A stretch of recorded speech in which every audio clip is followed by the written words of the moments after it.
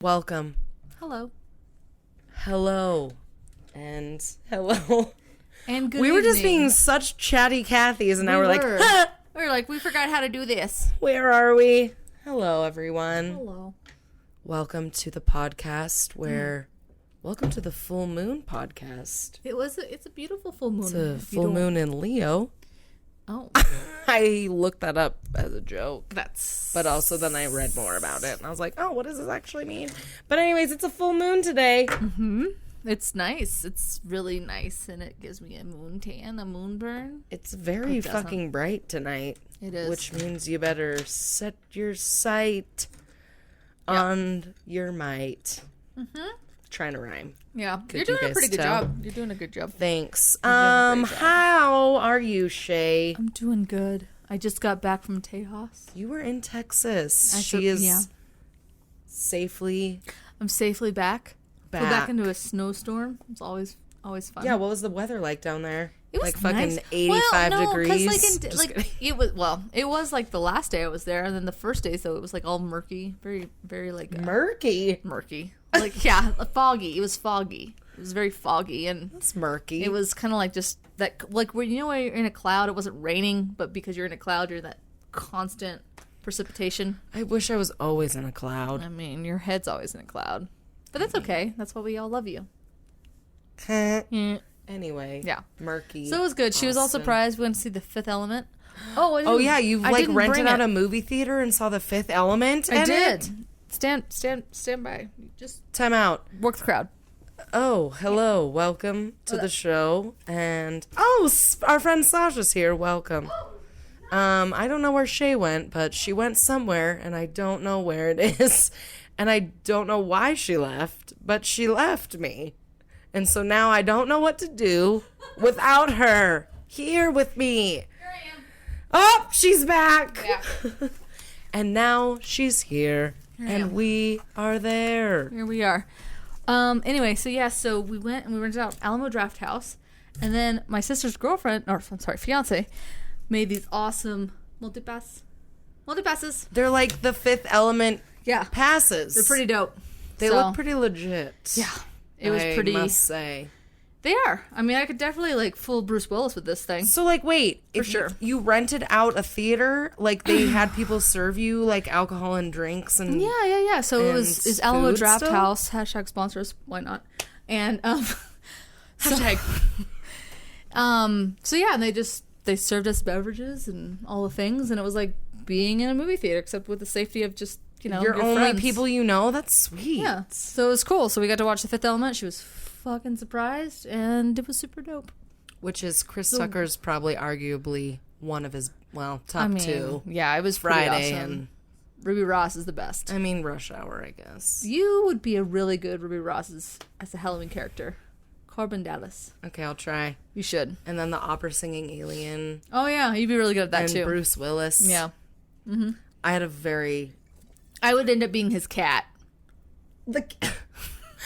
Got it. I need to watch the movie. You need to just watch the movie. Anyway. Well, you got back from Texas. While you were in Texas, Yeah, what were I you was doing? busy figuring out a historical landmark that apparently my family fucking owns. Okay. Yeah, so I think we've talked a little bit about this before, but my family, we have this old ass house in Windsor. Me and Shay talk about, we used to have to record in it, and Yeah, sometimes super like spooky. way back in the early days of 30ish.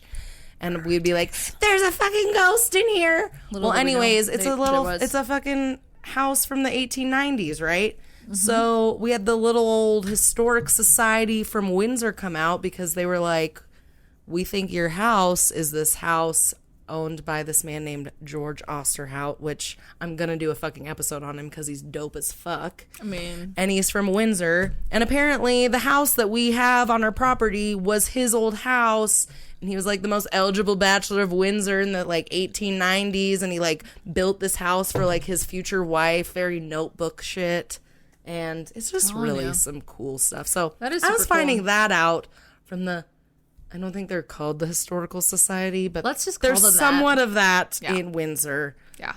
Hashtag thanks, ladies, for telling me all Thanks the for things. being good librarians. Yeah. Yeah. They knew a lot of shit. That's pretty cool. And then we found out some other stuff about the property too. But anyways, I'm then gonna do an episode. There's on it like 'cause it's no sweet. graveyard or anything underneath. I mean, not that we know of. They All said right, they that's all that matters. that because it's a historic landmark that we can designate it as a historic landmark, that we could get grants for them to like fucking do all the crazy radar shit on the land and see if anything's under there. So it's like do all we the should just things. do it. Absolutely. Why not? You know how they like look for dead bodies and shit? They can do that on our land and look for fucking artifacts. Same thing. Kind of the same 100%. thing. Yes. And Be maybe careful we'll what get you the wish ghost for, though. hunters out there. Yeah. I don't know. Come on, Zach.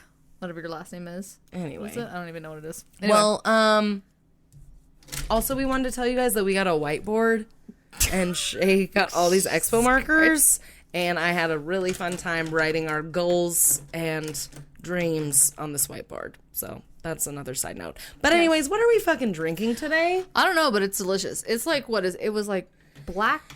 It's very nostalgic, even though I didn't roll nostalgia, but I kind of bring us into nostalgia and pop culture. It's only nostalgic because it's like fucking classic ass sodas mixed with vodka. Got it. And Pretty to good. make it not as sweet, a little Topo Chico. Am I right? I mean, why not? Come on, hashtag sponsor us. We'll just put this here. Oh, I was like, Always. did we even bring our Topo Chico I think bottle? I should just go find like a big blown up Topo Chico thing and then just put in the background. That should just be all the your time. wall. 100%. I think I told like at one point in one of our episodes where I don't know why my dad had it. I don't know if he won it because you know like how you used to get like the Marlboro packs or whatever? Yeah. And then you could like trade in for like I don't know, like a stuffed animal, like cool, Like the Tootsie cool, Pops like a for Cool another Joe, Tootsie Pop? or like a Cool Joe, the camel, and you could like get them as a stuffed animal, so you can make sure your kids have them. And Oh, hug that's 'em. like super 90s, 100%. late 80s. So I think there was something for one of the vodkas he used to drink. So it was like this. It had to have been like a 10-foot blown up vodka bottle thing that you. I think it was supposed to be like a pool toy, but he just blew you it like up laid on it? and he like threw it into our playroom, and then we would just like bounce on it like a freaking. So we just that's Blow up vodka bottle? Sweet! 100%. So Setting you up for success. that's what I think Topo Chico should do in the back there. So Tobo! gotta love it. Anyway. We're missing your giant blow up bottle behind us, of course. We'll put it behind in my room. It'll be great. Right there. There That's it where is. All right, well, And then we were talking about food. I'm talking about food. I rolled food this week. And I rolled Crime? crime. Yeah. I did roll crime. That's a good one. Yeah, I definitely am. I'm cheating this week and mixing in a little nostalgia pop culture with my food today. I dig it. I'm excited. I'm excited. All right, cool. Well, Sweet. I always forget how to do this, but we're gonna go now. Oh, So we'll okay. see you on the flip side. Bye. Or are we going? Oh, we're going. Yeah. Oh, here we go. Well, here we go. So I did spill coffee on my computer keyboard or my cool. laptop keyboard. Did you put rice on it?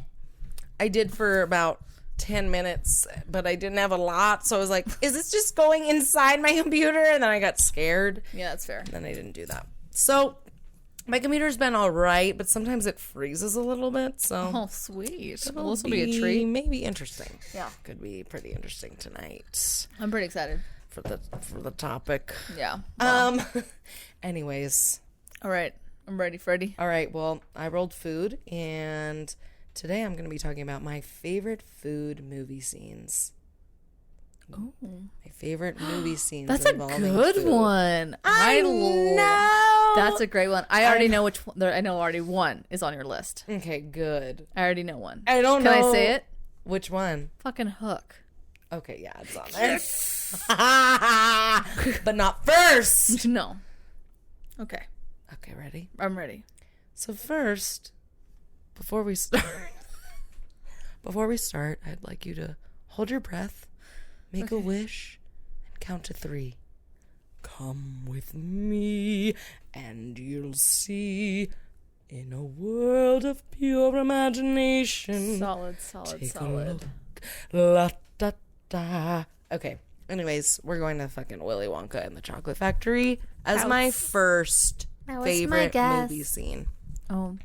And he really does say that part, hold your breath, make a wish, count to 3. I don't know if you guys remember that, but he fucking does before they enter into, well, it's like right after they enter into the chocolate room scene. Right. Which is the best scene. Oh my God, if we could live there, if that could be a room in our house, in any of our homes. Just eat the grass. Right?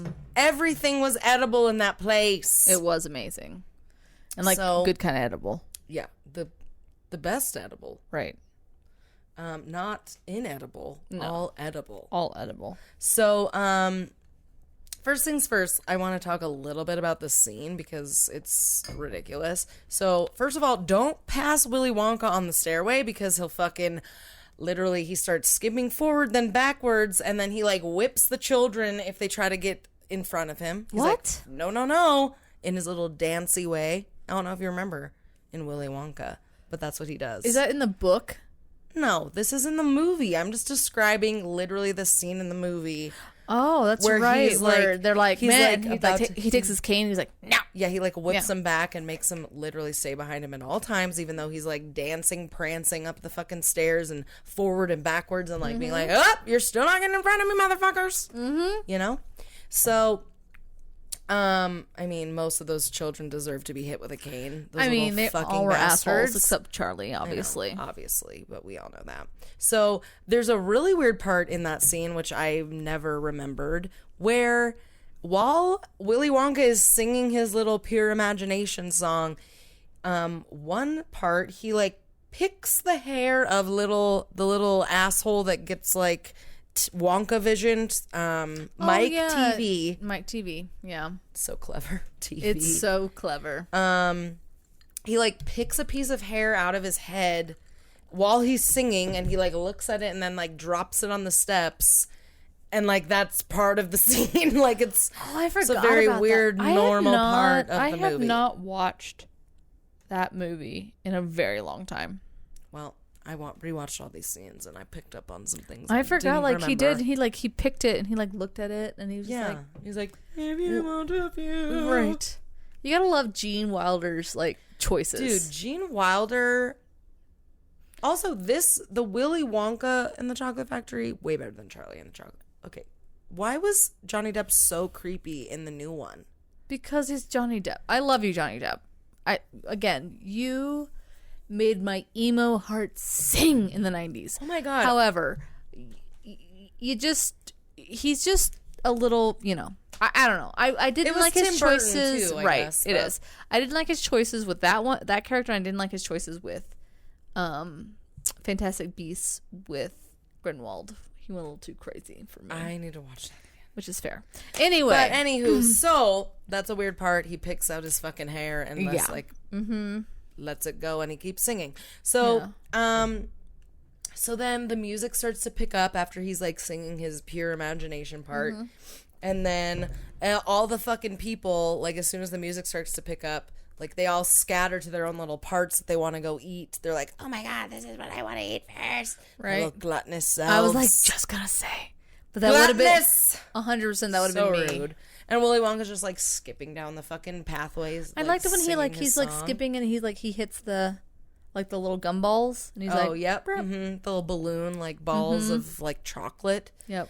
So then he took us down to Satan. Now let's talk about the food part of this scene, okay? So he's skipping around and then literally everything in this whole fucking place is edible. So people are scattered. Willy Wonka picks up this like umbrella mushroom that's like, yes, all the mushrooms are like cream puffs or whatever.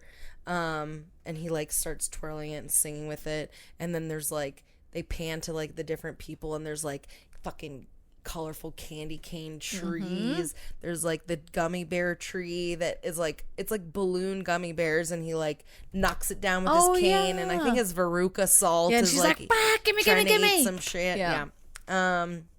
There's jelly bean trees where he like pokes the jelly bean tree and all the jelly beans come out. And Mike TV is like, because I remember him because he's like, I'm like, oh my God, he's gonna choke because he has like his little hat and then he has it like on his neck and I was like, oh, he's gonna choke. So Mike TV is trying to get the fucking jelly beans. There's like licorice rope plants and shit. Oh, yeah. And then, Damn. or I guess Veruca Salt is like the bitchy golden egg goose girl, right? But yeah, she was big with the jelly things. I don't remember what else she was eating. She had the big ball that like she was trying to like break open, and then she finally opens it, and it's literally filled with like chocolate pudding. That's right. Then she just like scoops her hand in there, and it's like, I'm like, I don't know if I would eat like that. I don't know. Yes, there's just like licorice plants and lollipops sticking out of the ground. It's like New York's fucking newest, hottest club. It's called Bow. It's called If You Want to View Paradise. Look 'em clean. That's what it's called. So then, Makes it fun. Then guess what else there is, Shay? There's the chocolate river. Well, there's the chocolate river, of course, but there's giant Amarita muscarias. Giant mushrooms. Holy shit. That actually Mike TV's mom's like fucking like shoveling the whipped cream little white that's spots right. into her mouth. And she's like eating that. But it's that the makes, Amarita motherfuckers. Maybe that makes back. more sense about like when they went to the tunnel later. Yeah, why everyone was like fucked up in the tunnel with the Stop weird the neon boat! chickens. Yeah. I can't remember that poem, but yeah. Yeah. So yeah, it's very weird. I should recite it someday. Oh, Maybe for God, your pop culture quiz. I'll remember. I will not take a shot for that one because I'll remember that one. Yeah, you will. You won't. Because it was terrifying. I remember it being really, really scary. Yeah, it was really fucking weird. It was weird. There was like beheading bugs chickens and shit. Yeah, it was really fucking bizarre. So weird. Middle of a children's It's movie. like, what is that about, Willy Wonka? Jesus, you got some shit to uncover for He's got us? some daddy issues. Got some skeletons in the closet. So we talked about all the little candies in the fucking edible garden of chocolate fucking room, the chocolate river, but my most favorite part of the whole scene is when Willy Wonka is slowing down the song and he goes to sit on a little toadstool or some shit, but he picks the buttercup flower. Do you remember the buttercup teacup? Yeah, and then he drinks it and and then he stops and he's like, yeah, and he just bites it so delicately, singing the most profound part of the entire song while he's sipping his buttercup tea. Yeah. And then at the end of the song, he literally just chomps. It's like crunch of the fucking buttercup. And that is my favorite part because that fucking buttercup flower. He does it so delicately. He's just like, it does crunch very and loud. it's just like, it's like he's just in deep thought and just like entering. And then he just like, exactly. Yeah, it's very profound. It is. And that end scene. Yes, I like it. And then motherfucking Augustus is like, oh, I need chocolate. I need chocolate. Chocolate. Your dirty hands. And then he's essentially, Willy Wonka pushes him into the river. Let's be real. He did. Well, because he was being a gluttonous little piglet. I just thought it was funny that he was just like, oh no, oops. Yeah. That's true. He essentially did that. It was so funny. He basically did. Yeah. So, definitely top food scene. That's a good one. Okay. That's a good one. Next up, speaking of chocolate rivers. You should give me a guess. Let me guess. Okay. What's the next one? Who's in this one? These actually all like flow together, which I did not plan at all, of course. Dude. But the next Serendipitous. one, Okay. Speaking of chocolate. Okay. Who's in it? Give me like one actor that was in it. Juliette Binoche. Is it Chocolat? Yeah. Yeah. I was going to say Johnny Depp because, oh, yeah. Again, another that did kind of flow. Okay. But also, we're talking about chocolate. Now we're going to be talking about chocolat. Confession. I've never watched that movie.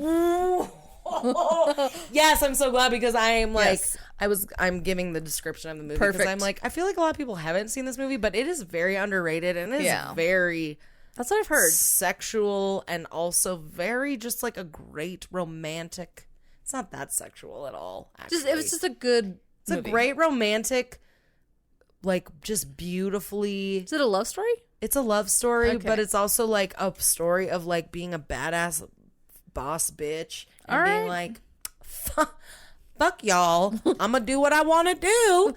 And I might get you horny with my chocolate at the same time. Wow, that sounds like a good person to be around. So anyways, Chocolat. All right, here we go. And my favorite scene from this movie, which you don't know about because you've never seen it, I don't. is there's a little elderly woman, and it's her luncheon scene. But I'll give you a little background before we get into the incredible fucking lunch these people have in this fucking movie. It's All like, right. like what it is what dreams are made of. If I could quote Lizzie McGuire, it is Perfect. what dreams are made of. Okay, so if you don't know what the movie's about, which you fucking don't, I don't. there's a woman named Vivian Juliette Binoche, who is an expert chocolatier. Okay. And she has a 6-year-old daughter who she had with a lover. A lover.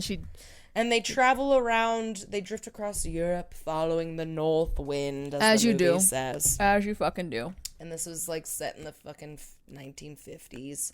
Mm-hmm. So in 1959, they travel to a quiet French village of a bunch of religious tight asses, very tight-assed religious community of people in France. Okay. And it's very well dominated by the village, like, mayor of sorts. He's the Comte Renaud, is what his name is. Okay? Okay. And so Vivian moves with Vian. That's her name is You not could make Vivian. it up and it would be fine. Well, fucking Juliette Binoche, the actress in the movie, she moves to this little village, and she moves during Lent, which if you're not Catholic, is like the time of like, don't take in any of your temptations. Give up something that tempts you at all times for 40 days before Did she give up chocolate? No, Shay. Oh, okay. She moves there during this time and sex. opens the chocolate shop. Oh, during Lent. She's a master chocolatier. So already when she moves in, the Count, who's like the mayor guy, is like, fuck this bitch. She's trying to be all... She's a temptress. Trying to be a crazy floozy in the town. She's a temptress. Exactly. Yeah. So the chocolate proves to be too tempting for the village folk. You just can't get good milk, chocolate milk. Blah, blah, blah, blah. No. So Vianne, or Juliette Binoche, she wears colorful clothing. She's not religious. She also has this illegitimate child. So she is very like, oh my God, who is this hussy in the town? She is a harlot. But this doesn't stop her because she's a boss bitch, basically. That's right. She's like, eat my fucking fuck chocolate, this. girl. I have delicious chocolate, and I literally like her. It's really cute because like her thing in the movie is like she like meets someone for the first time. She's like, I know what chocolate you'll love that's perfect for you, and then she like picks a chocolate for them and they love it. Not all the chocolate makes you horny, but there's certain chocolates that do. Also, she's just like, no, I want to fucking bang that one out. So but I'm it does bring the people. Exactly. Like, I like you. Get my goodies, see your goodies. She shows them her goodies for sure. Oh, I'm sure she and did. then fucking Johnny Depp comes into town. And he's like he's part of like a band of like nice pirates, basically. And so like she a falls in clean love Jack with him. Sparrow. He is like a clean Jack Sparrow, Right. and he plays music, and he's like fucking so sexy in this movie. Duh.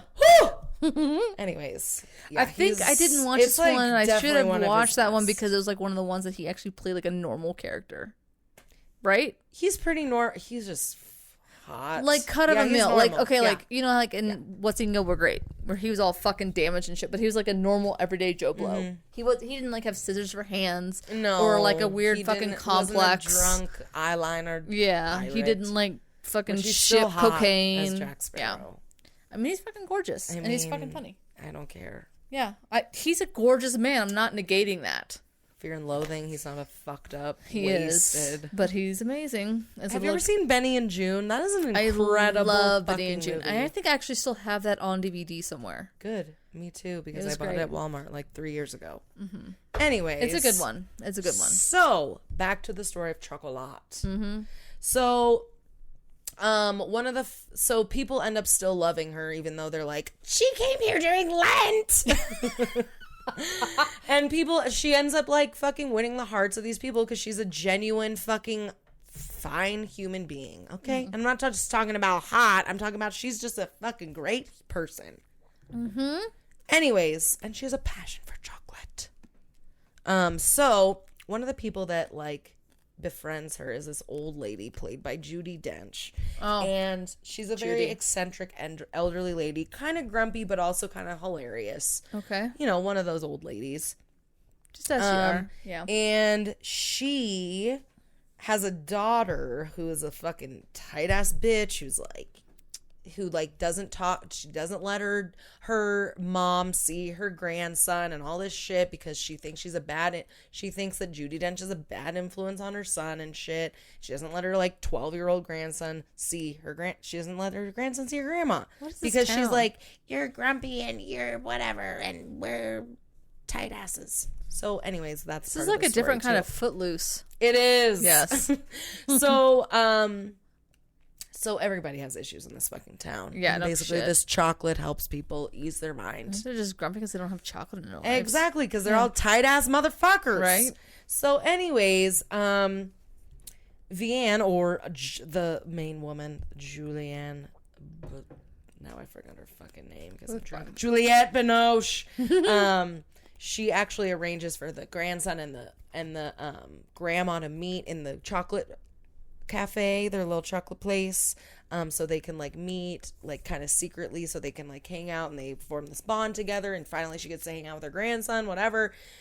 Anyways, long story short, lots of cool stuff happens in the movie, but let's get to the fucking food, okay? So anyway, she befriends this older woman, and she ends up throwing her a birthday party for a birthday lunch, which I always thought it was a fucking dinner, but apparently it's only a lunch. It's the most exquisite, beautiful lunch you could ever imagine. So first, before we talk about the lunch, the whole movie is just fucking good and romantic.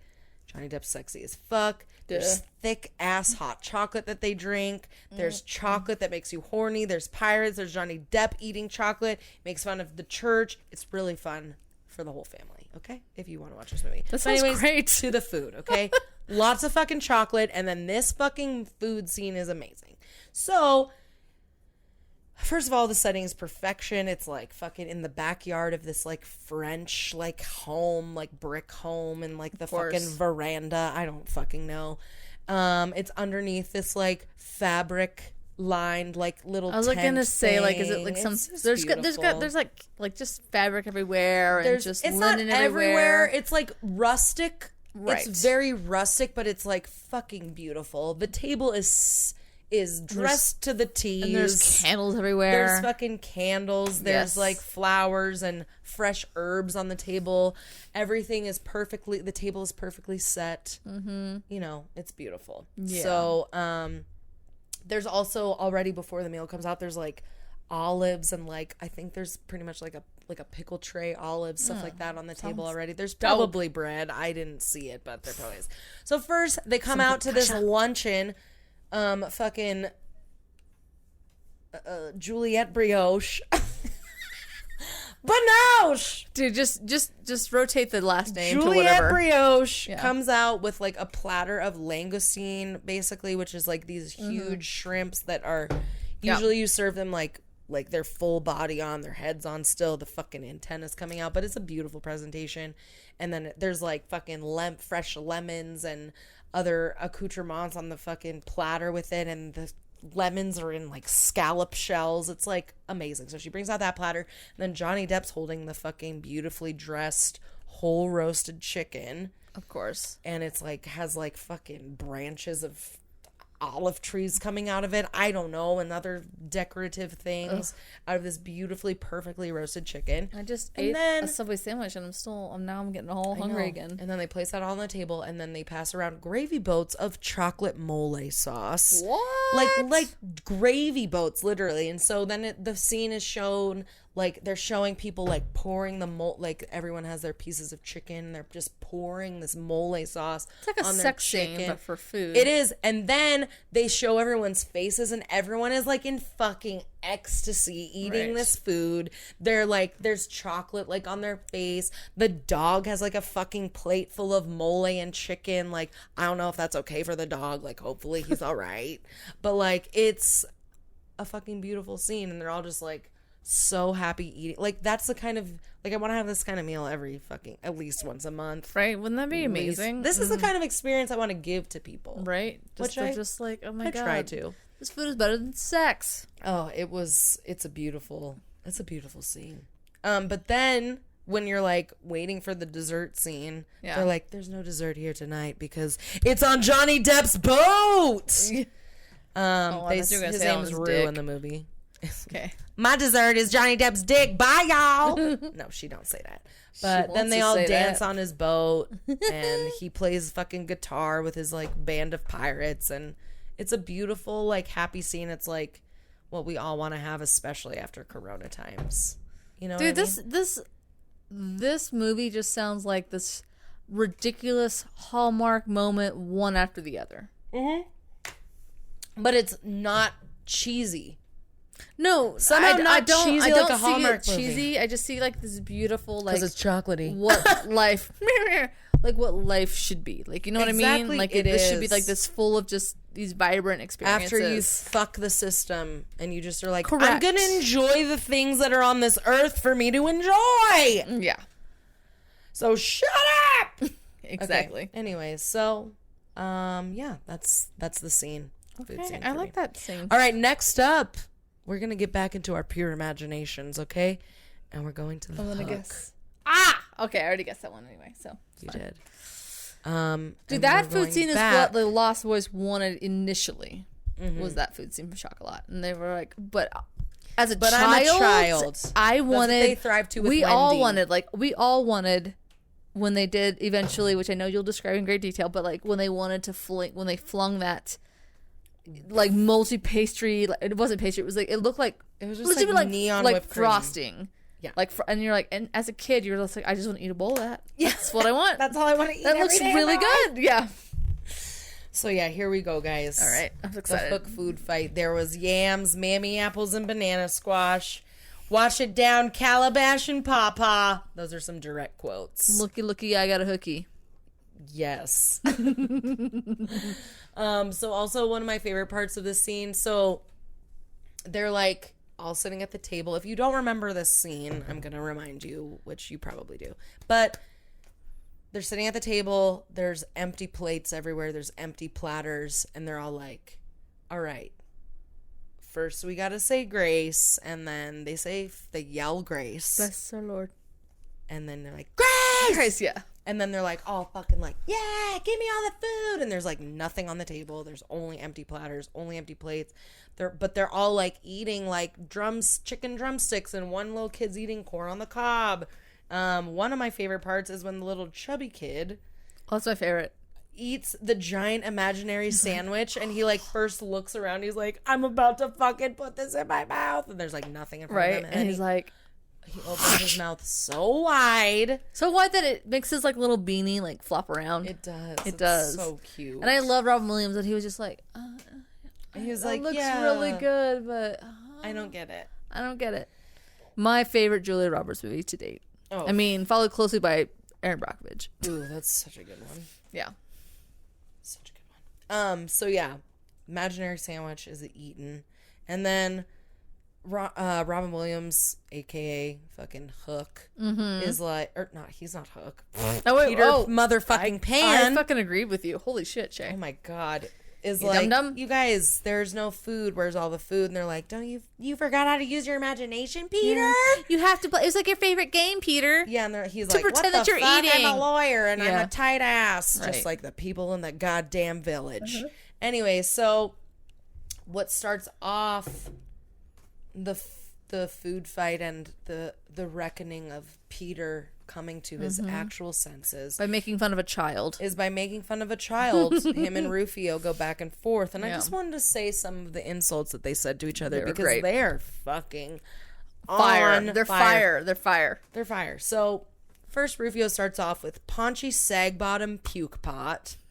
Then Peter comes back with substitute chemistry teacher. Which I always thought was hilarious. And then Rufio says mung tongue.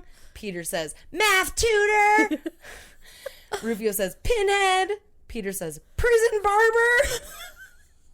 Rufio says, mother lover. And then he's like, I'm a mother lover. You a mother lover. We gonna fuck each other's mothers. Fuck each other's moms. Oh my That didn't happen. God. But then Peter's like, nearsighted gynecologist, which is the best fucking burn ever. And I can't believe it made it into fucking Steven Spielberg's PG movie, which I thought was funny. Yeah, also, it was the fucking 90s. So It that was. makes sense. And then Rufio's like, in your face, camel cake. Peter's like, in your rear, cow derriere. And then Rufio's like, lying, crying, spying, prying, ultra pig.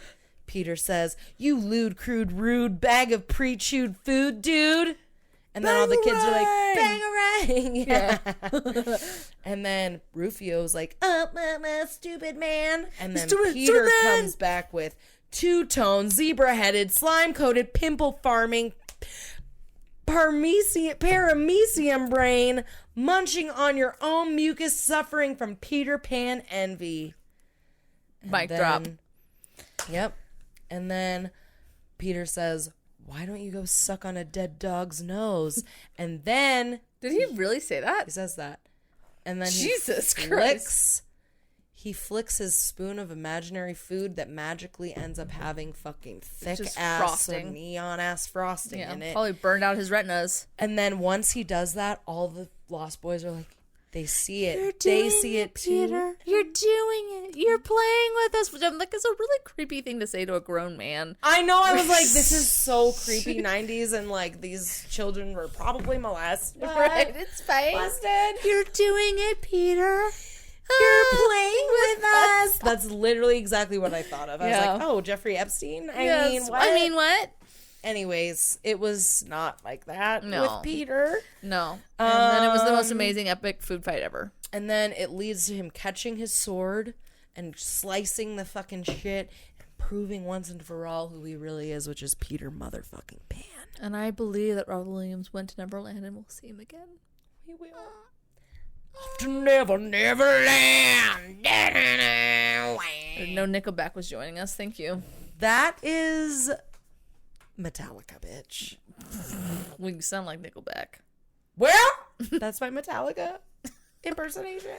Okay, well, it's Next, really good. moving on, speaking of Robin Williams and Matilda. Oh. Wait. I didn't speak of Matilda yet. God damn it! Oh, that's a good one, too. Next, I'm talking about Mrs. Doubtfire. Bruce. Oh, that was a good one. Okay. First, I'm talking about Mrs. Doubtfire, and then I might be talking about Bruce. But Mrs. Doubtfire and her first dinner with the family that she pretended to cook, that she didn't cook, but goddamn, that meal looked good, and they were fucking stoked for it. You guys remember that? So first, let me take you back. So Mrs. Doubtfire fucks up her dinner royally. She's like fucking... She lights her fucking boobs on fire. Right. She has some weird cheese-looking broth that's overboiling, which I then found out was hollandaise, which that is not the way to make hollandaise. That was hollandaise? Yeah, she's like, this hollandaise tastes like rubber. And I was like, girl, you ain't supposed to boil hollandaise. Okay. No. And then she has the famous fucking line where she says, my first day as a woman and I'm getting hot flashes. And then she's like looking in the phone book. She's like, gotta order Valenti's, who's like a gourmet, fucking really fancy restaurant. A date. She pays $140 for 5 people to eat, which apparently is really expensive back in the 90s. Hashtag I love the 90s. Gotta love 'em. How much was it? It was $140 for 5 people. Which, that's about less than $30 a person. Yeah, that's probably pretty whatever. But like still, like, you know, that was back before. As a private chef. Yeah. Anyway. So she gets the Valenti's food. There's a fucking salad. I didn't even realize this till I rewatched the scene. Mm-hmm. There's a salad with raspberries on it. A raspberry salad. I just remember the chicken. It's a mixed. Oh, there's no chicken. Oh fuck! I thought it was chicken too, but it's shrimp. Okay. Oh, it's shrimp. Okay. No, I did. Yeah. Chicken's at the dinner in the restaurant, I think. Oh, I was thinking it was just chicken. Okay. So she orders Valenti's. There's like a salad with raspberries, which, you know, I must comment on her plating. It was a little rushed and a little sloppy. Dude, she was about to come home. She had to make sure she didn't get enough raspberries on her. She secured her employment. You're right. Yeah. So it also looked like there was Be like Dan the spiralized zucchini. It might have been green and regular colored pasta, but That's it fair. could have been spiralized zucchini. Had some sort of cream sauce on it. Also, I don't know if you guys vividly remember this, but as a child, I really remember when she's like plating the fucking fancy meal in the kitchen really hurriedly, and she's like plating the like creamy puree thing out of the container, and the sound that it makes, I remember it vividly and I loved it. And maybe that's why I'm a chef, but I don't know. I don't remember that. I That's do, why I'm but not, when I rewatched it, I was like, oh my god, that sound is just like, it just sounds like it was a great texture of a puree. Oh, You know what I mean? Had that good I sound. like that. I got that good sound texture. Also, there was 4 seared shrimp on the plate, and then my favorite fucking part of the plate I need to was rewatch the Mrs. goddamn Doubtfire. carrots. Do you remember the carrots with the little greens on top still? They were perfectly baby because carrots. that was like the finishing touch that she did, right? So I remember that. Yeah. And so, And then she's like, plates dinner all is that. served. yeah, so Sally Field, first Sally Field gets home. No one's around to see. Yeah. She's like, kids, where are you? She doesn't talk like that at all. She does. And then they're like, wait, I had to do my homework. And then she's like, oh my God, you did your homework for once? And then Sally Field has a literal mini orgasm when she She turns to did. the Like, right. you saw She was her, like, she's like, oh. Yeah. You saw her, like, have to probably change her underwear right there. Yeah, she probably did later. Did later. And she looks to the right to see the beautifully set table with candelabras and crystal, the finest of crystal. Right. Why couldn't And Daniel the do beautifully this? plated but fake meal that Mrs. Doubtfire had cooked for them. And then little baby Matilda, they pan to her and she looks with her big ass blue eyes and she's like, wow. And she somehow has a lisp when But she she says does. She's wow, like, and it's adorable. Wow. Yeah. Just like, sorry, I'm so sorry. That's literally what she does. To anybody that has a list, I'm not making fun of you. I does. mean, it was actually incredible, and the fact that she grew out of that lisp really, really well. Whoever's her speech had a lot therapist of money was. Really, She's in a lot of good movies, okay? Did you know like what happened to her like during Matilda? By the way, side note. No, but we should wait till I talk about Okay, Matilda, sorry. which is next. Oh, perfect. I'm almost there. So yeah, and that's the scene. Oh, The fucking that dinner. was. I need to rewatch that because I remember. I loved that remember scene. the carrots, and I think The why carrots. that's why I assumed it was chicken because he was putting carrots on it, and I think of chicken with carrots. Well, you're wrong. I was Okay. wrong. It was scramp, It was shrimp. which I'm pretty sure Which Pierce then- Brosnan and then he choked on it, yeah. at the restaurant. Correct. Wow, they really brought that together. He did. They did. Which honorable mentions of the movie were also the grass soccer cake. Remember that thing that goat was eating? It wasn't God a goat. damn, It was that- a horse. It was a pony. It was a pony. It was a pony. It was Get a outta fucking here. pony that ate that goddamn cake. And then also, obviously, that restaurant scene is fucking. It's that fantastic. Fancy restaurant. Fucking Pierce Put Brosnan. a bunch of almost cayenne dies. pepper. I mean, even if he wasn't allergic, that would have really been awful if he put that For much anyone. cayenne pepper on that shrimp and he had a bite. I Yeah, mean, it was let's be like real. whoop, Yeah. whoopsie. Whoopsies. Anyways, so Anyway. yeah, so that is that scene. And speaking of Matilda, what's the next one I'm going to talk about, Shay? Bruce. The chocolate Matilda. cake. Fucking Mara Wilson Fucking, yeah. starring in Matilda, but Mara Wilson's not the main character of this scene, okay? It was little It's Bruce. little Brucey. It's little which- Brucey. Is that the little boy from Green? The fucking almost like Green Mile. No, but it that's wasn't not the right big movie, green. the big It was green. not the big green, He but good looks try. very similar to that little boy. He does, but But the kid from Big Green was older. was from Sandlot. Yes, he was. Yeah. Anyways, we're talking The about Bruce Great today. Bambino. So first of all, let's talk about Mara Wilson for a second and how nowadays she looks like a girl Harry Potter, which I mean in the best way She kinda possible. does. But they look very creepily like brother and sister. They do. If they actually had a baby, they could actually have Harry Potter. They would. They would. Yes. They would. No, but did you know so- that her mom was dying during that movie? No. Her mom died during that movie. Matilda? Yeah, Mara Wilson's mom died during that movie. Like she was maybe like after it or whatever. Like, but like during that whole time, she knew her mom was gonna die. Like she was terminally ill, she was dying of cancer, and she ended up passing away. I think either that was before like the best performance of anyone's life. And she said it was because, and she acknowledged like she actually really acknowledged Danny DeVito. And is it Rita Perlman? Rita Perlman. They really just like, they supported her. They were their big support system. They would just like, are you doing okay today? Like they were just there for her during that whole thing. And I was like, I love them. What a great married couple. I know. So she shouts in them out Hollywood. A lot of that. Like they were so supportive, and they just surrounded her with love and just all of that during that whole production. And yeah, and I'm like, God damn, that little girl was magic. Going through all of that, and her mom was fucking dying. God damn. Yeah. Anyway, so. Yeah. It's a hard life. Yeah. Hard knock life. Right? Jesus. So anyway, Bruce. So anyways, Mara Wilson, we love you. We love you. You're the best. So we're going to talk about, of course, the best food scene in that movie, which is Bruce's fucking chocolate cake scene. Which, that looks like the most goddamn best chocolate cake. Every time I watch it, I'm just I get hungry for that. That it looks like the most, and I hate this word, but moist devil's food chocolate cake, and it looks so good. And it's like the level of cake to frosting is perfection. It is, because that's what it is. Because some like, I love fucking frosting. It is, but like sometimes you can get that stiff buttercream if you put way too much butter, perfect texture, you overbeat it or something like that, and you don't heat it. If it's an Italian, like if you don't heat it correctly, but that one, it looked so literally fucking perfect. Good. Oh, it looked perfect. So first of all, when they all are sent to the auditorium, and Bruce is sitting up on the stage, and Trunchbull and her sweaty, hairy fucking self, and her little evil face, they're like, "Oh, Brucey, you're gonna eat some cake," and he's like, "Okay, that's fine." And he looks, he's like confused at first. He's like, "Okay, that's fine," and then she gives him a giant piece of chocolate cake, but she doesn't give him a plate. She just puts it right in his hands. Remember that? Puts it right there in his hands.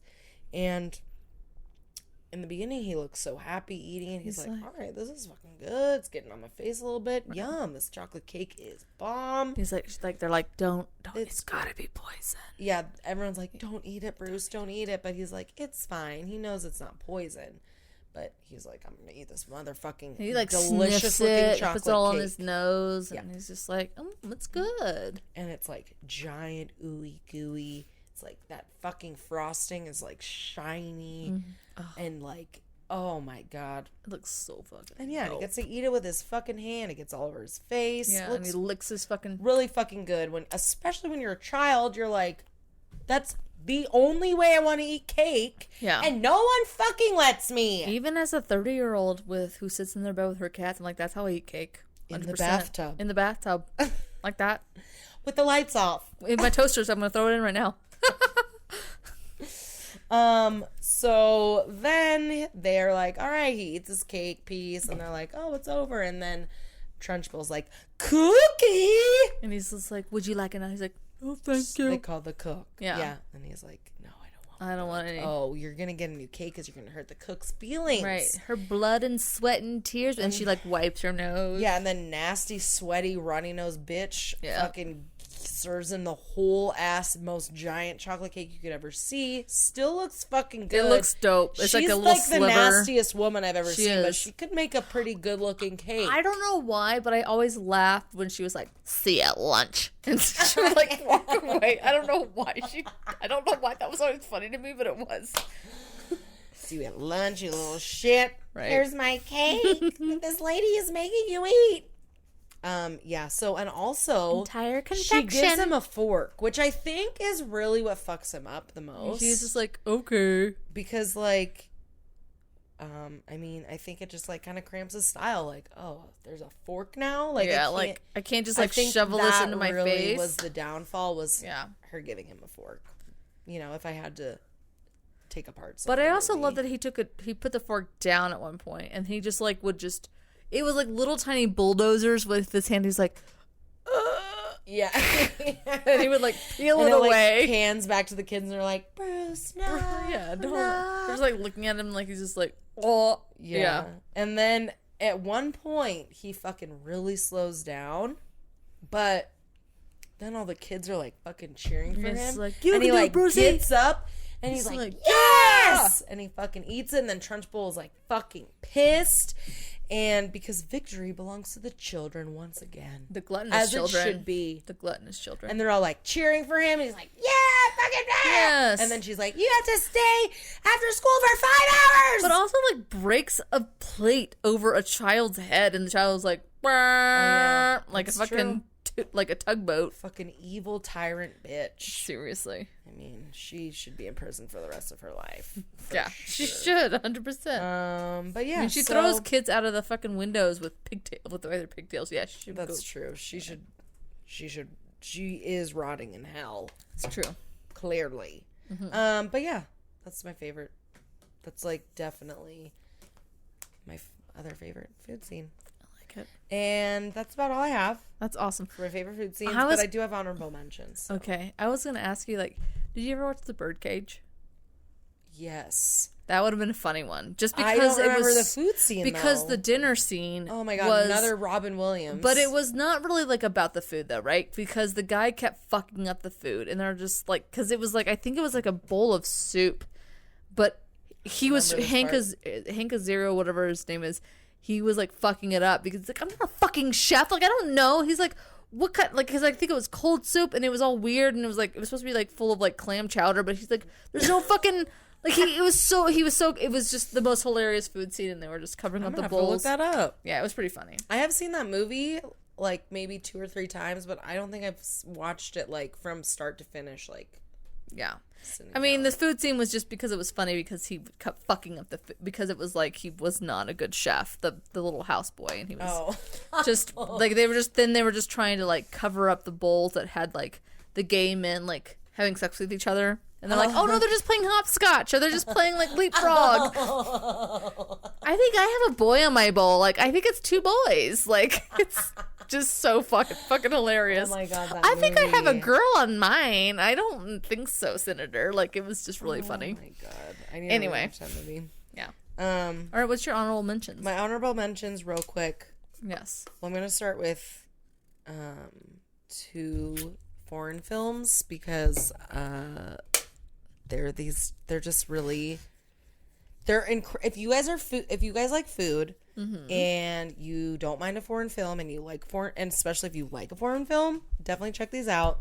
First one is Eat, Drink, Man, Woman. It's a Chinese film. Oh, haven't heard of that one. Takes place in Taiwan. It's filmed in 1994.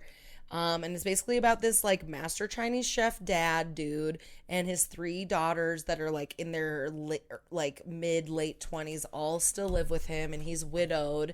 And every Sunday he makes them the most, like, I'm literally getting full body chills right now thinking about the scenes of the father making these meals for these children.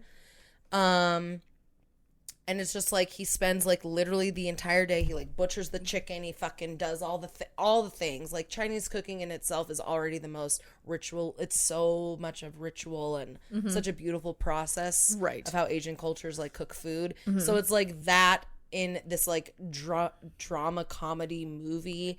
And then it's about these daughters, and then they like meet different men, and they all like kind of like grow out of like staying with their dad, living with their dad, and their dad's like this, he gets sad because these ungrateful girls, like he cooks these meals for them, and I don't know, that's not the whole plot, but like it's a good plot. It's a good movie. And then some kismet cute little twists happen in the story, and it's just really cute.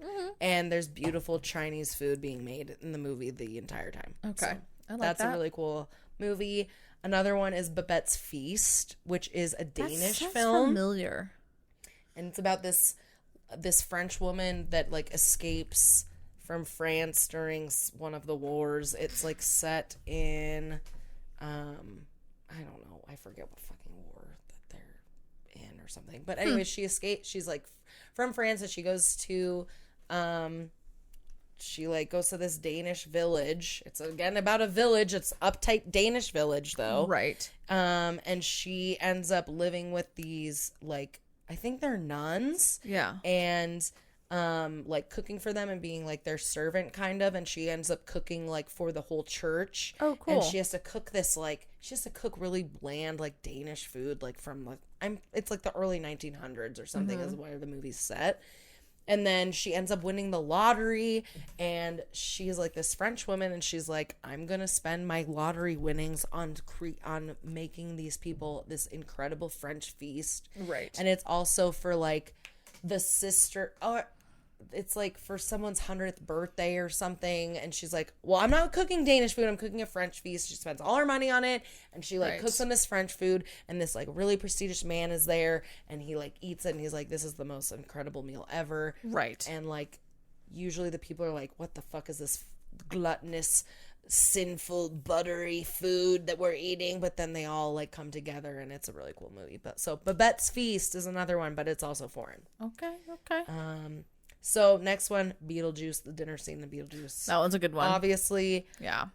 Beauty and the Beast, duh. Except the gray stuff does not look delicious, okay? In the Beauty and the Beast scene, when they're like, try the gray stuff, it's delicious. That's the only part of that movie that doesn't look like it's good. Is it the live action one? I'm talking about the cartoon, girl. Oh, I was like, I don't remember. Be Our Guest. Oh. The Be Our Guest scene. Okay, I don't remember that. When is that what like he says? dancing. Try the gray stuff, it's delicious? Yeah, and the gray stuff looks like shit. It looks like gray pudding. Well, that's she because like picks it up with her finger and she eats it. She's like, oh. But it's like, this that looks caviar like is shit. delicious. Ugh. No, it is gray cream. The artist was really mad that day. And then my last honorable mention is the hot chocolate scene in the Santa Claus. Oh, that's the Santa Claus. When he drinks the hot cocoa out of that goddamn silver mug. Yeah. Fucking Judy brings it to him. I loved that whole part. That whole entire that actually one is I'm gonna like really be pathetic and sad because that's one of the only Disney scenes that it brings me to tears. Not that scene, but like when he's coming down on the sled and they're all singing, and then it's like this Christmas. I'm like, I don't know what it is, but I'm kind of getting choked up right now, and like it brings me to fucking. It's so beautiful. Like I don't know what it is, but anyway, yes, Judy. Like, and I love that whole scene too, where he's like, how old are you? And he's like, I'm actually dating somebody. He's in rapping. I was like, shut the fuck up, Judy. That movie is so good. It is so good. It gets a little cheesy toward the end, but like the very first part, like the writers were on point. It's hilarious. It's 90s. super cute. Yeah. Again, like when he's like when they're like walking children. down and they're like fucking doing the elf. Yeah, and they're just like we're the ELVES or whatever. You're like, give me all, and they're like, give me all your loving. You do a little dance move. That's so bad. They're just like, all right, pause. I watched that movie like 2 or 3 times while like cleaning my house or wrapping presents. It's a good one. It's a great classic Christmas. It's become one of the classics. Oh, for sure. It's hilarious. Yeah. What a hilarious concept. I mean, when I wrap presents, I watch Scrooged. So that's a good one. That's a great one Bill too. Murray. Oh, he's fucking hilarious. So good. You can't buy advertising like that. Because he killed her. Oh God, I've only seen that like once, so I need to watch it. Dead as a doornail. Also, that is the end of my presentation today. That was a wonderful But I do one. want to end it with this. Yes. It's kind of like Jerry Springer, but it's not. There is no life I know to compare with pure imagination. Living there, you'll be free if you truly wish to be. Okay? Bye, bitch! That's good. Is and hoes and rat bastards. Bastards? Bastards? Bastards. You didn't. What? I didn't you say also I- did. You also didn't say like what up, crack babies. Oh, you know what? In the little whatever in the like, synopsis, I'll put like, hello, what's up, crack babies? Like, Yeah, you should. that's what I'll do. I really wanted to greet you guys by saying, what's up, crack babies? Because it's very gender. And I was like, we should just start doing really random. Right, we should. And then greetings like that because one day we'll find one that not? sticks. Yeah. And we're like, yeah. Let us know if you great. like crack babies, but I'll give you my spiel later on where to tell us. All right. How long was this? That was It's your 50 time. minutes. Oh, God. It's fine. I was like, this is going to be so short. Mine, Not when I talk about food and movies. if you're still with us, thank you. Don't. Okay. Don't get it wrong. Oh, I'm going to get it wrong. But I practiced it enough that I'm not going to get it wrong. So it's fine. So I don't have to be like, Practice? it's Stayner. Actually, it would be like the names. Like, it's Taylor. Stupid bitch. Oh, fuck. I forgot. Yeah. Okay. We're ready. Here we are. Crime? Here, crime. Is it crime time? Now, I really tried. I was really trying to do it. I had your baby brother at heart, and I threw that out the window because I couldn't think of anything. So I really tried at first to research, but then I was like, did she already do this one? So I didn't know. Trying to do a non-murder crime? I was trying to do a non-murder crime crime for you, Austin, but I failed. So Next time. I found another podcast that I was like, oh, give me something that's, has to do with like, I don't know, like greed or something like that, and then I can do it like with that. But this time no avail. So sorry about it. Okay, so this is the story of, and I have to give some shout outs to, like, because I got a lot of my fucking stuff from, it's a podcast I believe is called Park Predators. It's really, really good. So if you guys have not, Park Predators? yeah, it's really good. It's like national parks that have had murders and shit. They're like, oh yeah, no, she was hiking and she totally fell off a cliff, but she did not fall off a fucking cliff. She was pushed. So I did not do that one, but oh my it's really well researched, so I highly recommend it. It's from the guys who did Crime Junkies, so it's from it's an audio chuck production, so it's really, really well done. So go listen to it. It's great. Okay. Anyway, so this one is the story of Corey and Stephen Stayner. Heard of them? Stainers. No. Okay. Well, I don't know. But I am. Well, it's, and you could probably correct me if I'm saying this town of California correctly. Merced? Do you know? Merced? That sounds about right. Merced? Merced. Ah! I don't know if that's real, but It's fine. I just thought that maybe as a Californian you would know. So I'm glad you're not going to correct me. So sorry for anyone that lives there. Like it would be right. Phonetically, that looks correct. So here we go. Merced. Yeah. So on December 4th of 1972 in Merced, California, 7-year-old Stephen Stayner was walking home from school. He ran into a strange man. How old? He was 7. 7? 7 years old. So he ran into a strange man collecting church donations.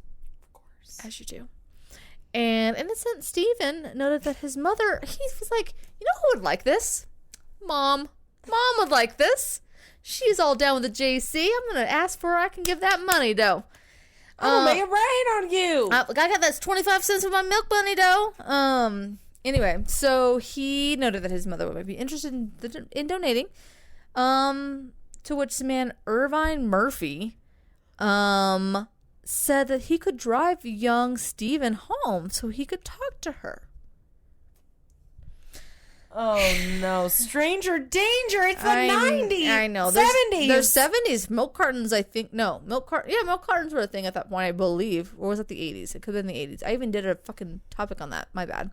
It was the 80s. So Steven, he was reluctant at first. He was like, I don't know, that sounds like bad news bears to me. So but he followed the man, even though he was like, I don't feel real great about it. And that's where Kenneth Parnell was waiting.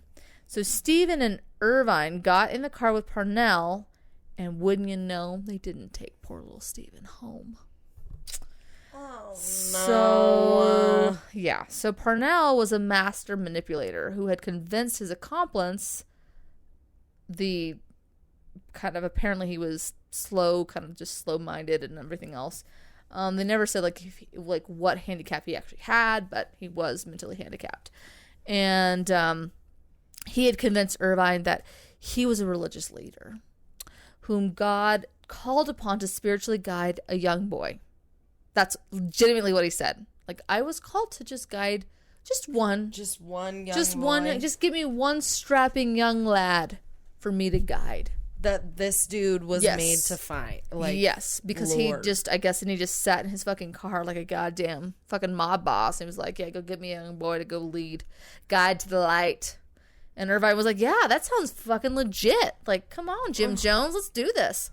So, my God. oh, hi. You must have been Buddha. under the bed. And I guess she likes murder. Buddha did not like my topic this week. No. So it's okay. That's because we fat shame you a lot, don't we, baby? Okay, so so he convinced him he was a religious leader, but in reality he was a convicted child rapist. Perfect. Of course. So Stephen was taken to a cabin in I believe it's called Cathnias Valley? I don't know. And Sure. this is where Purnell's cabin was, and unbeknownst to Stephen, it was located only several hundred feet from his grandfather's residence, because he had no idea where he fucking was. So, but apparently he was a stone's throw away from his grandpa's house. Isn't that sad? And that's a coincidence. It's super sad. Like, if he had just screamed loud enough, his grandpa would have heard him. But they didn't know that. Did they know that they were gonna go by his grandpa's house? Like, no. They didn't know either. It was a complete coincidence. So that is where he told Parnell told Stephen that his parents couldn't afford to keep him anymore. They're like, no, they just can't afford you anymore, and that a judge had given Parnell legal custody of him. And that his new name was Dennis. So he was just told that, like, over and over again. He was just like, nope, they just can't afford you anymore, like a fucking dog at a pound. So he just started and they're like, no, brainwashing and him. we just went down to the court one day, and we just happened to be like, hey, you know what we need? We need a young boy, and we're gonna pick him up, and a lot of parents just come and they just dump kids off after they can't afford them anymore. Oh my God, people's minds. Yeah, and he's a 7-year-old boy, so they're just like, oh no, he'll believe it. So. Well, yeah. Yeah. So, so that's the last malleable year. Right. So, and Stephen had lived as Dennis, as Parnell's son, for 7 years. Wow. So, during which he repeatedly sexually abused him, and in which he did sexually abuse him that very first night, unfortunately.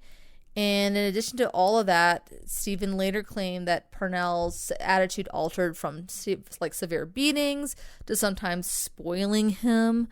But essentially, because Stephen thought he wasn't wanted anymore, he just accepted the lie. He just was convinced. Yeah. Oh my Which God. I can't imagine, like, the mental abuse like this piece of shit did on this boy to make him believe that his parents didn't want him. Like, I just don't even know what you would do. You're fucking 7. Right, you're 7, you're being, like, sexually abused, you're being mentally abused. Like, at some point, I'm sure he just wore down. And he was just like, okay, well, this is my life. I guess, like, this is my life, so whatever. So, however, Stephen's family not wanting him was the furthest from the truth, and it was actually his brother, Carrie, that missed him deeply. Missed him, like, the most. I mean, obviously his parents missed him the most, but, like, Carrie was, like, severely torn up by it. So Carrie was 11 years old at the time and deeply upset about his brother's disappearance. He later stated to a reporter, I remember going out one night after Steve disappeared and wishing on a star that my brother would come back home. Oh. So he was just super lost without him. So as they searched for him, Parnell bounced Stephen, but Dennis all over California. He then enrolled him in school. And this kid was so brainwashed, he never said like a goddamn word. Like, even when he was by himself, he never said anything. He was known to be like an all-around happy person. Like, he never said anything to his friends or anything like that. And anyway, this goes on for 7 fucking years. And what do you think happens after 7 years old to a boy? He grows up. Yeah. Right? So he doesn't look like a fucking 7-year-old baby like anymore. So Parnell then wants a brother for Dennis, right? And so, Oh my God, yeah. sick. So never doing the dirty work for himself, he asked his friend Barbara Manthis, who apparently also molested Stephen, to kidnap a boy. She declined. She had her fucking limits. Okay? I mean, I'll touch that little child, but like, rob another child? Like, go kidnap one? Go fuck yourself. Well, yeah, I guess that's great. She has some fucking boundaries, I guess. Whatever. oh So my he God. tried to get Stephen himself to do it, but apparently Stephen kept messing it up. Later, we find out that Stephen was like, yeah, no, I did that on purpose because I wasn't going to kidnap somebody else. Finally, Did he connect the dots from that as well? Well, he knew he wasn't Parnell's son, but he didn't want to partake in kidnapping some other boy. So, but Parnell finally, he bribed one of Stephen's teenage schoolmates, and Sean Portman, who he bribed him with, I think, drugs and some cash. And oh my God. And unfortunately, he was successful. He kidnapped another boy named Timothy White in February of 1980. But apparently the 5-year-old cried and begged to be taken home. Stephen knew that if he didn't act, Timothy would suffer the same fate as him. And 16 days later, Stephen escaped with Timothy and hitchhiked to the police station in Yucatan, California. I don't know. I'm looking at the California and she don't know, so it's fine. I don't know. I lived on the Central Coast. That's fine. The Narnia place. Okay, so police arrested the two kidnappers. That's right. And apparently, I guess Irvine Murphy was still hanging around, which I don't know why, but could have been because he was mentally slow and had no idea. So, so they arrested the two kidnappers, but Irvine only served 2 years in prison, while incredibly Parnell he only served 2 years, and Parnell only served 5 years. Oh wait, Irvine served 2, but Parnell served 5. 5. Due to statute of limitations, and the abuse occurred outside the jurisdiction of Merced County. So, yeah.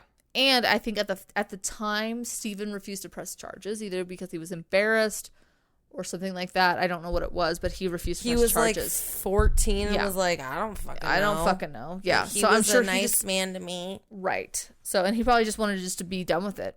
I don't know. Yeah. So anyway, or he thought he would get in trouble or something like that. So anyway, but in 2004, Parnell received a 25-year sentence for trying to purchase a 4-year-old boy for $500. So he did go to jail. Oh, yeah, but is he in jail still? Well, he died in 2008. Good. Yeah, exactly. But he even then, it was a bigger sentence to attempt to purchase a 4-year-old boy for $500 than it was to actually commit kidnapping charges for 7 years, and then also probably repeatedly rape this poor child. So, fuck, the system is so fucked up. Oh my God, it really, really, really is. Yeah. So, after returning to his family, Stephen had trouble adjusting to a more structured household, obviously, as he had been allowed to smoke, drink, and do as he pleased when he lived with Parnell. And he just felt like he didn't fit in anywhere. And he was like 14. Yeah. And he got teased at school so much that he dropped out. And he had a very strained relationship with his dad. In a 2007 interview, Stephen's sister said that her brother did not seek counseling because their father said that Stephen didn't need any. Yeah. So... and the okay, dad. Okay, yeah. Dad. Yeah. And the dad whatever. Dad had his own fucking and issues and eventually, not finding his son for 7 years. Exactly. And eventually, Stephen got kicked out of the house. So, I mean, can you imagine?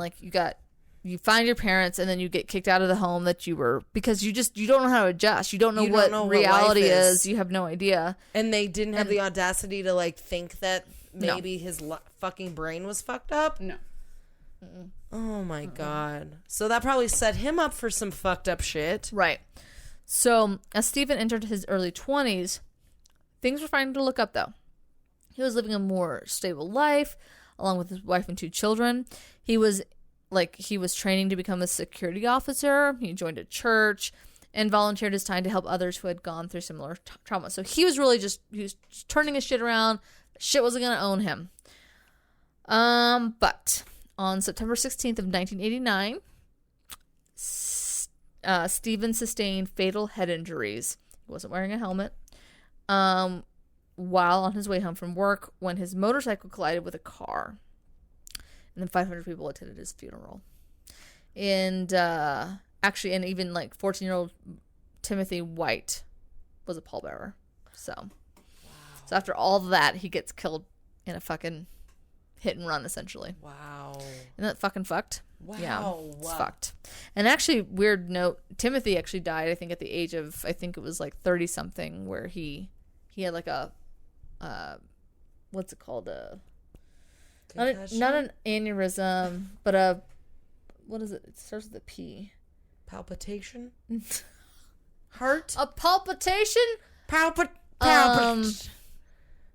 I don't remember. Anyway, but he died very young. He died pretty young, too. You have a string on you, Buddha. What is happening here? Anyway. So, yeah. God. So, he died very, very young, which was super sad. After all of that trauma, after everything, he ended up, having a very tragic death. Okay. So, so now we focus on Carrie. So Carrie Stayner would later say he felt neglected as his parents grieved over the loss of Stephen. He would also later claim that when he was 11, he was molested by an uncle. This is his brother? Yes, this is his brother. So this kid also didn't know where he fit in. He missed his brother, but he was also in the background from his parents' thoughts. Like, he was also in the background of his parents' thoughts due to his brother's disappearance. So he was kind of abandoned a little bit. Mm. In 1989, the following year after Stephen died, Carrie's uncle Jesse, the bad Uncle Jesse, with whom Carrie was living at the time, was murdered, and that case has never been solved. What? Yeah. And I believe... does this family have for energy around them? What is going on? Just buckle up, homegirl. Yeah, so that case is still an unsolved case. So the uncle was murdered. The uncle was murdered, and it was the uncle that that Carrie was living with. And I believe it was the uncle that molested him. So I don't know why he was living with him, but whatever. Who's to say? So in 1991, Carrie attempted suicide, and in 1995, he was admitted to a mental institution after claiming that he had a nervous breakdown and was released after receiving treatment. Then was arrested again in 1997 for possession of marijuana, and methamphetamine. Yeah. Although the charges were eventually dropped. So starting over in 1997, Carrie was hired as a handyman at Cedar Lodge Motel in El Portal, just outside Highway 140, near Yosemite National Park. So that was a rough sentence to get through. Whew. I know where that is, Yosemite. We know where Yosemite is. Okay. So in between February and July 1999, he murdered 4 women. Yeah. Oh my Lord. So Carol son her daughter Julie's son, and their travel companion, who was an Argentinian exchange student Sylvia Palsano, and a Yosemite National Institute employee Joey Armstrong. So here we go. So the parks. Yep. This is where I found all that information, except I lost my place. Okay. Nope. And nope. Oh, God damn it. Oh my God, this is so many stories in one. I know. It was a wild ride. Okay. So Mr. Toad's Wild Ride. It is, but with more death and blood involved. Okay, so the first 2 victims. So he spotted Carol, son, and the 2 teenagers, I guess the first 3 victims, arriving at the Cedar Lodge Motel, and just decided to kill them on a whim. He apparently knocked on the door saying he was there to fix something, and smart girl Carol was like, no fucking way. But he eventually wore her down and was like, if you don't fucking let me in, he didn't say fucking, but he's like, if you don't let me in, there's a leak in the fucking pipe, it'll fucking flood, and I'm gonna come kill you anyway, so figure it out. Yeah, so like he was like, And I it's have the 90s. right, so I have to get in there. Like, my manager will kill me. Like, he essentially pleaded with her. Like, my manager's gonna be really upset. Well, have your manager fucking call me and tell me this. Right, I don't care. Right. So she eventually was just like, okay, fine, whatever. So and Carol let him in, and he attacked them immediately, and he killed Carol pretty much immediately, and then he killed Sylvia because she wouldn't stop crying.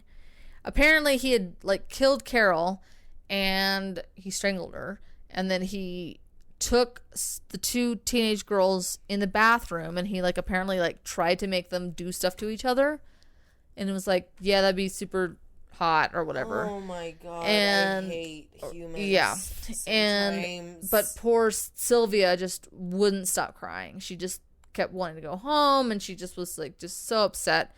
So he finally got so annoyed with her that he strangled her as well.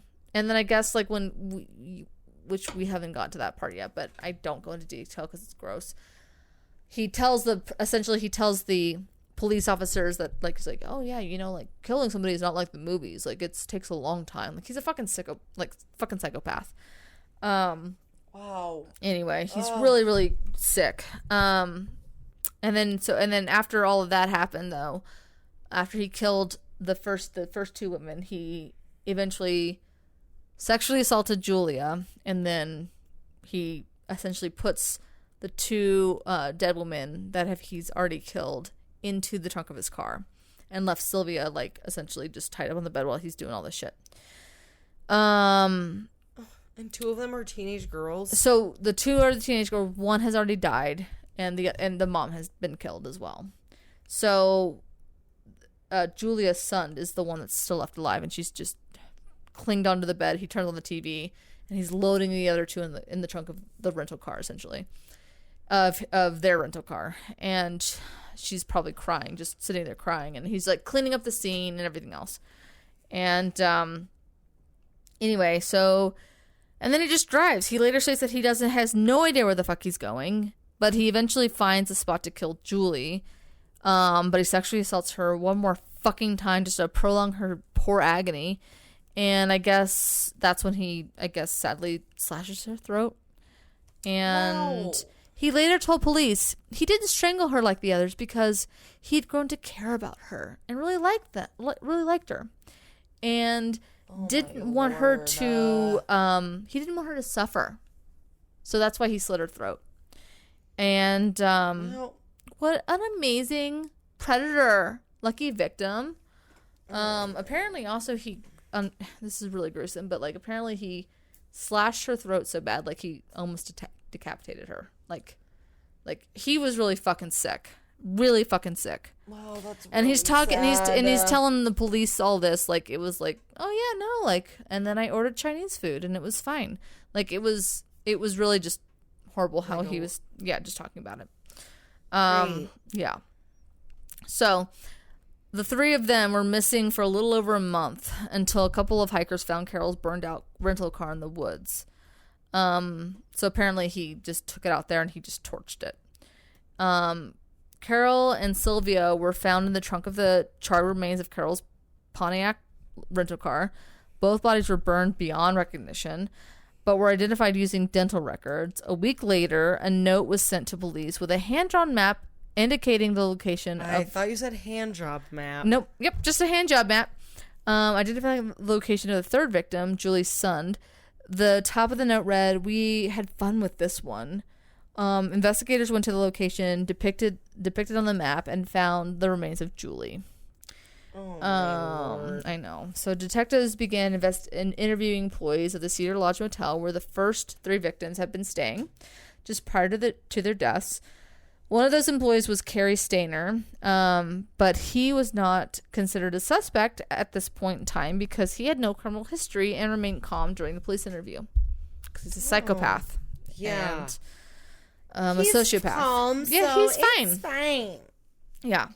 So Really fine. when the decapitated body of the fourth victim, Joey Armstrong, a 26-year-old nature guide at Yosemite National Park, was found, eyewitnesses said that they saw a blue 1979 International Scout, I guess it's a car, parked outside the cabin where Armstrong was staying. Detectives traced this vehicle to its owner, who turned out to be Carrie Stayner. This caused Stayner to become the prime suspect of the case. His last name is Stayner. Stayner, yeah. FBI agents John Bowles, I'm going to assume, not Bowles. Bowles. I'm pretty sure it's probably Bowles. And Jeff Rennick found Carrie staying at the Laguna del Sol nudist resort in Wilton, where he was arrested. Hopefully they put one on his wiener. His vehicle yielded... Clip it up. His vehicle yielded evidence linking him to the murder of Joey Armstrong. During interrogation, Carrie confessed to the 4 murders, as well as sending the map for finding Julie's son's body. Also, before his confession, he made a foul and rather bold request. He said he would tell them everything in exchange for videotapes and a good-sized stack of child pornography. Yeah, he legitimately asked for that. Yeah. Oh my. He claimed, he was like, you guys have to have it somewhere in your archive. So, like, I want that because I know you have it somewhere in your fucking evidence. That's what he was telling the FBI agents. And they obviously fucking declined. And he told them everything anyway. But, like, they were just like, yeah, we can see what we can do. But they were like, we're not doing that for you, you fucking piece of shit. They just couldn't believe what he was asking. That's sick. Yeah. Fuck. Yeah. He was just like, oh no, you guys have to have it somewhere. So, like, I want that, and then I'll tell you everything. But then they were like, we're not giving that to you. And he was like, all right, well, here's what happened. So, I mean, he's not a tough sell. What I could get. Yeah, 100%. Yeah. It's fucked up. So, during his confession, Carrie claimed that he had fantasized about murdering women ever since he was 7 years old, long before the abduction of his brother. He goes on, so, like, apparently it was just, like, really shitty coincidence, to be honest, with all, like, this family just had, like, bad karmic luck. I don't know what was going on, but, like, very deep ancestral healing needed to be had. Something needs to happen. He goes on to describe how he had planned to rape and kill his girlfriend and her 8 and 11-year-old daughters a year before he settled upon the sons and Sylvia. He chickened out because the male caretaker was on the girlfriend's 10-acre property. So he's just a piece of shit, essentially, because he's just like, well, there was a guy there, so I didn't want to get hurt. Like, Jesus. Well, glad it stopped him. I mean, I'm an asshole, but I'm not crazy. He then said he killed Joey because he was driving his car to, like, Foresta when he saw the young woman. She was packing her car as she prepared for a trip. He said I'm sorry, I said that word. Okay. He said she looked alone, so he thought, why not? Like he was passing a fucking McDonald's. Like, you know what? She looked alone, so right? And you're like, you know what? Today's a cheat day for killing people, so I'm gonna go ahead and have at it. Oh my Fuck god. yourself, sir. Mm-hmm. Oh my god. I know. He's a piece of shit. Our minds are powerful, creepy, awful things. Insane. How can someone be able to start thinking about that kind of shit, though? Right. So listen to this boss bitch, though. He held her at gunpoint in her cabin as he bound her with duct tape and then forced her into his car. As he was driving, he said she fell through the window of the vehicle, meaning she jumped out her fucking window when the car was like going like full speed and started running. I mean, this girl like fucking fought tooth and nail. Like, oh, fucking give her that. Like, you get it, girl. Unfortunately, Carrie caught up with her and then slit her throat, essentially decapitating her. But she fought hard. She fought really hard. What's her name? Her name was Julie Armstrong. So she fought fucking hard. Anyway, he pleaded not guilty by reason of insanity. His lawyer citing a family history of sexual abuse and mental illness. He was nevertheless found sane and convicted of 4 counts of first-degree murder by the jury in 2001. In 2002, during the penalty phase of his trial, he was sentenced to death, and an appeal is still pending. Oh, fuck. And the end. I went through that really fast because I didn't want this to be a 4-hour-long episode. Sorry, so. that was my fault. No, it's not your fault. Yeah. Anyway. And that's my little story. Fucked. I feel like I ran through that, so I'm so sorry if I did. Well, it was a lot of information. I'm sorry. Fucking slow walked backwards through mine. It was good. It was a nice needed thing for what I just said. So like maybe listen to this in reverse because all of that wouldn't make a lot of sense either. You have to figure out what the middle was. I mean, that was a lot to swallow, so I'm glad it wasn't super long. I ran through that real fast, but it was a lot of information. So fuck. That was a lot of fucked up shit altogether. Yeah. I mean, it's a fucked up family. The Stayner family probably had some really, really bad, like, I don't even know. What would you think as your mother? What would you think as, like, the sister? Like, I can't imagine, like, the mom's like, what skeletons do you have in your closet? Like, God. Jesus. The sister's just like, She's like, I just like to pee on my partner. Whatever. I just like Cleveland Steamers.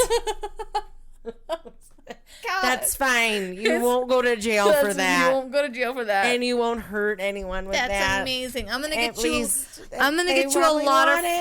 a lot of fresh towels. And that way you just have all the fresh towels for that.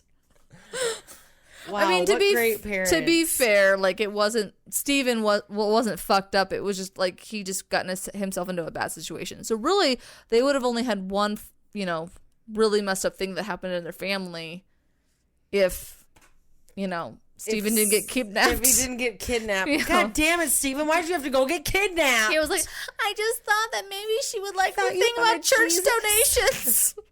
I thought you wanted to know more about Jesus. And his great, great will for the Lord. And I didn't want to walk home. That's insane. I know. It's just more insane that he actually got killed in a motorcycle accident. Yeah, and then the brother ended up being the most fucked up person in the whole story. Right. And I love that he was like, it had even nothing to do with like fucking Steven. Like I actually wanted to like kill a person like way before that. I was going to kill my brother, but he got kidnapped. Yeah, he got kidnapped. So like I was more sad that I was like, dear God, send him back so I can just hurt him a little. Like, you fucked a piece of shit. Fuck. He probably wouldn't. Well, it sounds like he had a fetish for women more than he did boys. So, yeah. Clearly, since he wasn't a man enough to, like, try and attack a fucking grown-ass woman when a man was there. So, he's a piece of shit. Well, he's a piece of shit. I mean, he's a piece of shit no matter what, but... No matter what. Yeah. Well, anyway. Should we roll the dice? Yep. Do your spiel. Well, guys, hi. It's me, Brianna. As it always is. I keep rolling the expo markers off the table. Hi guys, thank you for joining us today on 30ish. We love it. We enjoy it. We appreciate it. If you feel inclined to give us a rate and review on iTunes, feel free, and don't feel not free to do that. What? Yes. So also, we thank you. We love you.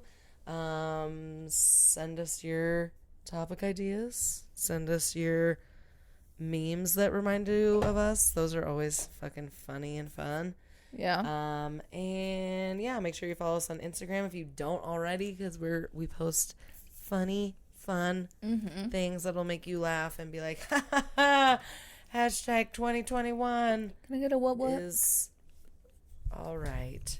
Anyway, I don't know. So we love you. Thank you. Let's fucking roll the dice. What are we gonna fucking talk about next week? All right. We gotta figure it out, and the only way to do that is to roll the dice. To roll that dice. Roll it. I'm checking it real nice. I'm checking it real nice. Keep rolling. 3. Is that cooking? I think it's cooking. Cooking. I think it's cooking. I've gotten cooking a lot. I think it's food. Food cooking. Oh, that's not the right thing. My bad. Speaking of cooking. Where's my shit? Speaking of cooking, what? Yeah, just keep rolling that dice. I was just going to say I'm making chest pie this week for my dinner. Ooh. And I'm really excited because it's going to be really good. I like that. Where is my thing? Do I not have my thing? Oh, there it is. Yeah, it's food. 6. Paranormal. Ooh. You're so excited? I like paranormal because it can be a lot of things. It can be a lot of real things that you think are paranormal. 100%. Also, I posted something. I should probably. I think I saved it on our paranormal part of our Instagram, but it's a story of. It was like some guy was interviewed about the Tic Tac, the fucking Tic Tac UFO. I saw that. Yeah. And I was You like, fucking trendy yes. bitch. I'm so trendy. So I am goddamn trending as trending. fuck. You Without, are. I'm so trending that I'm not even trending. You know? You just, I can't even. You got it? Yeah. Got it. Okay. I gotta go to bed, and I also gotta pee. So Okay. Well. catch y'all on the flippity flip, and catch you on the other side. Perfect.